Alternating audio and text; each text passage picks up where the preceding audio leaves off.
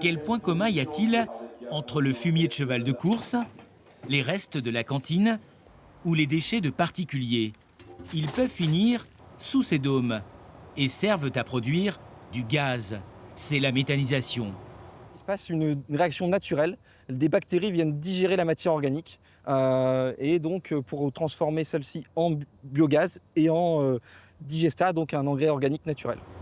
Avant le passage dans le digesteur, comme on l'appelle, la matière a été hygiénisée, portée à haute température. Et ce n'est pas le seul moment où l'on fait attention. Le biogaz qu'on a produit un peu plus tôt vient être épuré. Donc on va débarrasser de toutes les substances qui ne sont pas voulues, notamment le soufre. Et ensuite, GRDF va venir injecter ce biogaz dans les réseaux GRDF. Et ça va être consommé au plus près par le premier habitant qui va allumer sa chaudière ou sa gazinière. Cette unité de méthanisation produit l'équivalent de la consommation de 2000 foyers. Des habitants qui ont parfois été sceptiques, redoutant les odeurs. Les visites de sites se sont multipliées. Tout le stockage du digestat ici, il est fait sans interaction avec l'oxygène, avec l'air extérieur. Pour prouver que l'installation a peu de nuisances, ces promoteurs organisent même des manifestations sur place. Ce jour-là, sous chapiteau, les débats tournent autour du gaz vert. Ce site produit 25 gigawattheures de biométhane par an. Dans l'Assemblée, il y a notamment des élus qu'il faut convaincre.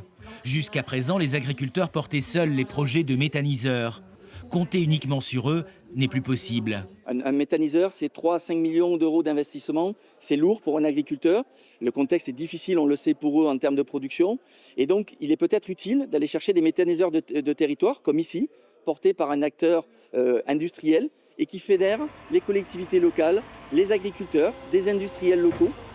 Un schéma d'usine de la méthanisation qui va donc se développer, alors que la région Nouvelle-Aquitaine a toujours pour objectif le 100% biogaz d'ici à 2050.